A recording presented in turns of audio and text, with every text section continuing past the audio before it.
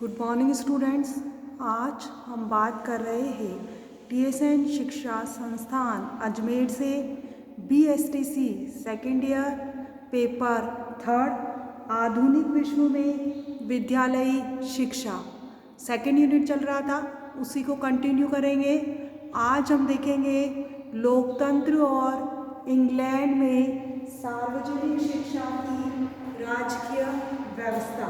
England को देखें तो इंग्लैंड के अंदर का जो शासन व्यवस्था थी उसका संचालन कौन करता था? चुने हुए जो प्रतिनिधि होते थे वो करते थे। इंग्लैंड में शासन संचालन किसके द्वारा होता था?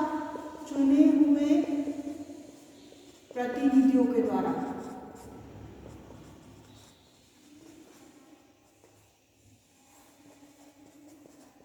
क्योंकि इस वक्त क्या आ गया था, वहां पर लोकतंत्र प्रारंभ हो चुका था, पर चुनाव में जो वोट देने का अधिकार था, वोट का अधिकार किसको था? जो इंग्लैंड के अंदर जिनके पास संपत्ति थी, संपत्तिवान पुरुषों को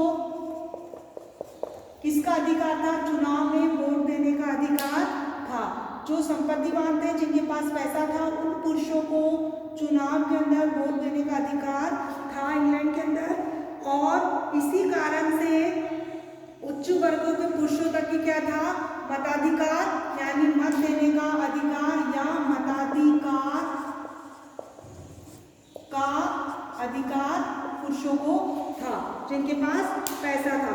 और काफी विचार विमर्श किया गया और 1832 के अंदर हम देखिए, 1832 के अंदर देखें तो 1832 के अंदर जो कम संपत्तिवान पुरुष थे, यानी जिनके पास क्या थी?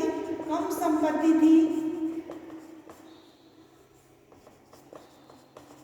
जो कम संपत्तिवान पुरुष थे, उनको भी सीमित मात्रा में क्या हुआ? मत देने का अधिकार दिया गया। सीमित मताधिकार यानी मत देने का अधिकार दिया गया। कब? 1832 के अंदर। बहुत विचार विमर्श के बाद ये शुरू हुआ और इससे प्रेरित होकर जो मजदूर वर्ग था उसने क्या करा? सार्वजनिक आंदोलन शुरू कर दिया। और मजदूर वर्ग के जो पुरुष थे उन्होंने क्या करा? आंदोलन शुरू करा। किसके लिए?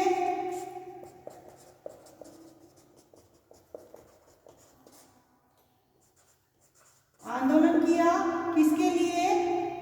सार्वजनिक मताधिकार के लिए, कि सभी को मत देने का अधिकार प्राप्त हो, चाहे वो गरीब हो, चाहे वो अमीर हो, चाहे उसके पास संपत्ति हो, चाहे उसके पास कम संपत्ति हो, चाहे वो मजदूर हो। उन्होंने क्या आंदोलन शुरू कर दिया? क्या मांग रखते कि सार्वजनिक मताधिकार प्राप्त हो, और सार्वजनिक मताधिकार की मांग रखी। और इस मांग को 1867 के अंदर क्या किया? पारित कर दिया गया या मान ली गई उनकी इस मांग को। 1867 में मजदूरों को भी क्या है? मत देने का अधिकार प्रदान किया गया। और इसी के तहत इंग्लैंड के अंदर हम देखें तो इंग्लैंड के अंदर जो महिला वर्ग थी, महिलाओं को अधिकार नहीं था, चाहे वो गरीब हो, चाहे अमीर हो, चाहे मजदूर हो। तो 1918 ईस्वी के अंदर महिलाओं को इंग्लैंड में मत देने का अधिकार, मताधिकार प्रदान किया गया। यानी मत देने का अधिकार 1918 में इंग्लैंड की महिलाओं को प्रदान किया गया।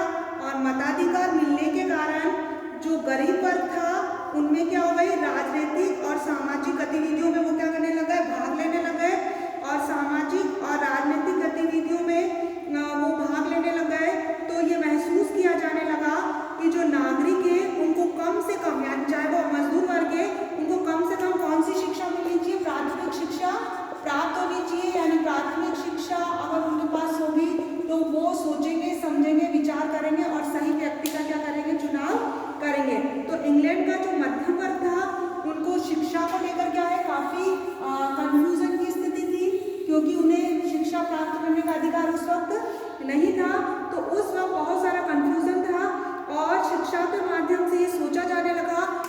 शिक्षा क्या करती है, लोगों की सोच को क्या करती है, बदलती है। तो शिक्षा का प्रभाव किस पर पड़ता है, व्यक्ति की सोच पर।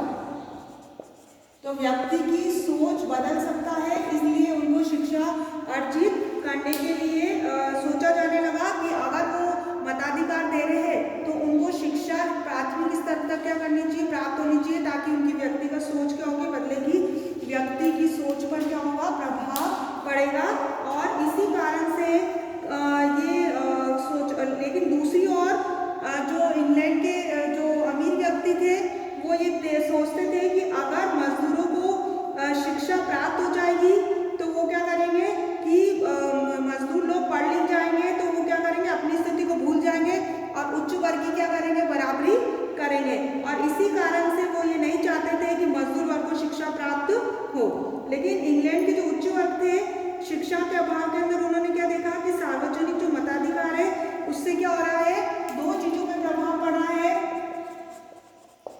सार्वजनिक जो मताधिकार है इसका दो चीजों पे प्रभाव देखने को मिल रहा है। पहला तो क्या हो रहा है, समाज में उथल पुथल हो रही है, क्योंकि सभी वर्ग क्या कर रहा है, मत दे रहा है। तो समाज के अंदर उथल पुथल क्या हो रही है, उत्पन्न हो रही है। और दूसरा क्या हो रही है, अराजकता फैल रही है। तो जो उच्च वर्ग था इंग्लैंड का, उसने ये देखा कि शिक्षा के अभाव के अंदर अगर लोगों को सार्वजनिक मताधिकार प्राप्त हो रहा है तो समाज में क्या हो रहा है, उथल पुथल हो रही है और समाज में क्या हो रहा है, अराजकता फैल रही है। तो इस वक्त उन्होंने ये महसूस किया, इसी कारण से उन्होंने ये मांग समाज के अंदर होने लगी कि सार्वजनिक शिक्षा सभी को क्या होनी चाहिए, प्राप्त होनी चाहिए। यानी शिक्षा को क्या कर दिया जाना चाहिए, सार्वजनिक शिक्षा देनी चाहिए। यानी सार्वजनिक शिक्षा की मांग क्या हो गई, बढ़ने लग गई। इस वक्त सार्वजनिक शिक्षा की मांग बढ़ने लगी। क्यों? क्योंकि ये महसूस किया जाने लगा कि सार्वजनिक मताधिकार के कारण समाज में उथल पुथल हो रही है, अराजकता हो रही है। तो समाज को व्यवस्थित करने के लिए शिक्षा सभी के लिए क्या हो गई, सार्वजनिक होनी आवश्यक हो गई। या स्थिति जो थी या लोगों की मांग इसके लिए क्या हो गई, बढ़ने लगी कि शिक्षा सभी के लिए क्या हो जाए, सार्वजनिक हो जाए। इस कारण से हम यहाँ देखेंगे कि 1870 के अंदर एक कानून पारित हुआ।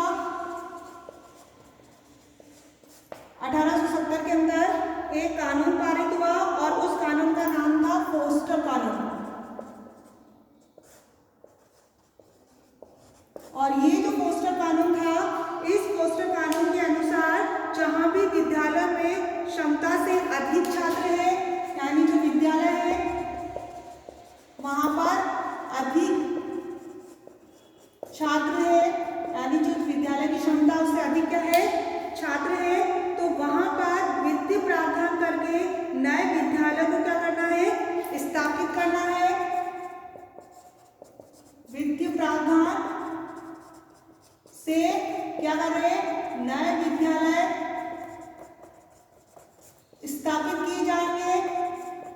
और इन नए विद्यालयों को स्थापित करने का जो संचालन है वो कौन करेगा, स्थानीय रूप से जो चुने हुआ बोर्ड है उसके द्वारा किया जाएगा।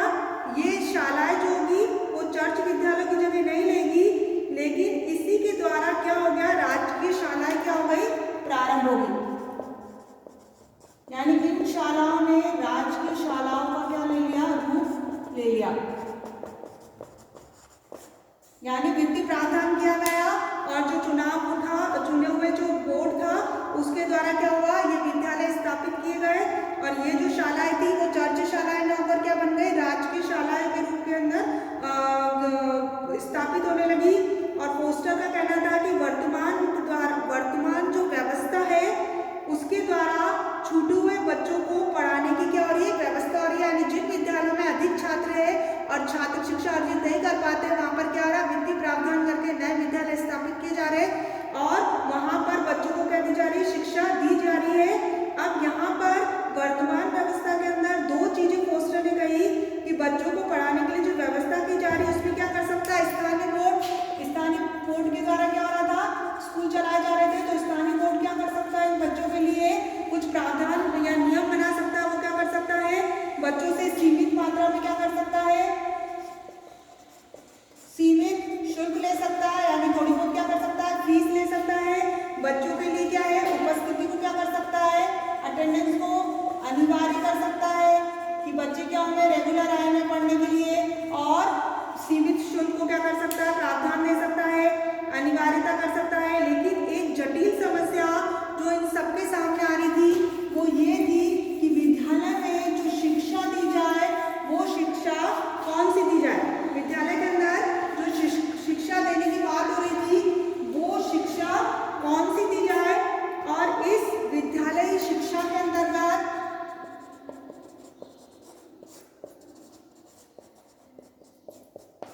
ये बात सोची जा रही थी कि कौन सी शिक्षा दी जाए। जटिल समस्या क्या थी कि एक विद्यालय में शिक्षा दी जाए तो कौन सी शिक्षा दी जाए, धार्मिक,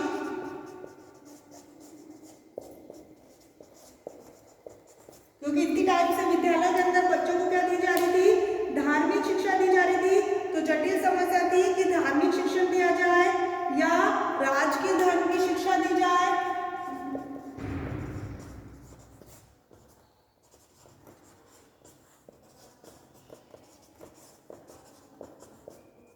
ये सोचा जा रहा था, इसमें विचार किया जा रहा था और विभिन्न विरोधी संप्रदायों की या फिर किसकी शिक्षा दी जाए, विरोधी संप्रदायों की।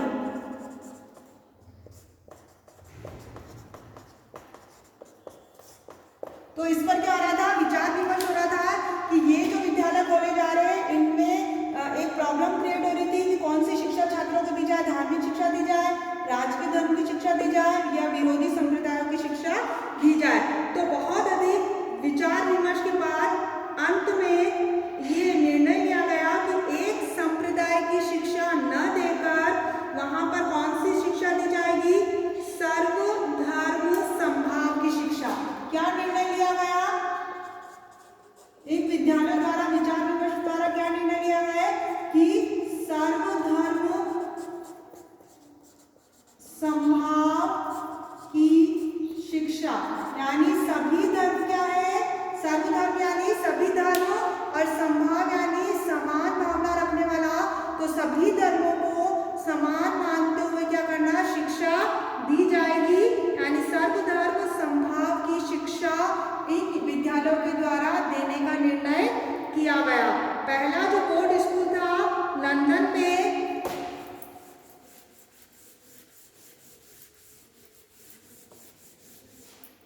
पहला जो बोर्ड स्कूल लंदन में खुला था,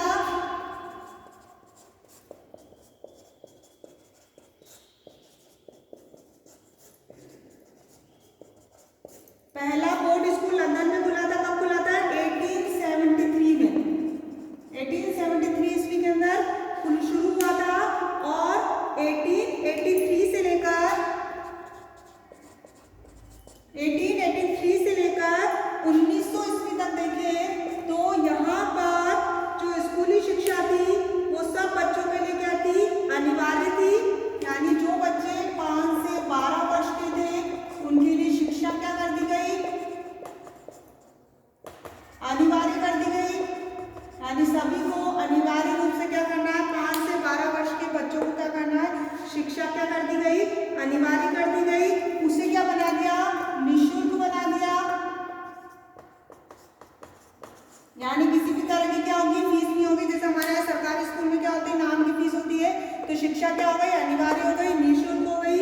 और गरीब वर्ग के जो बच्चे थे उनके लिए क्या संचालित किए गए, रविवारी और चर्च विद्यालयों की भारी मात्रा में शासकीय अनुदान दिया गया। नवनिर्मित जो शिक्षा विभाग था उसके अधीन लाया गया किसको, जो रविवार स्कूल थे और चर्च शालाएं थी उनको, चर्च विद्यालय थे उनको।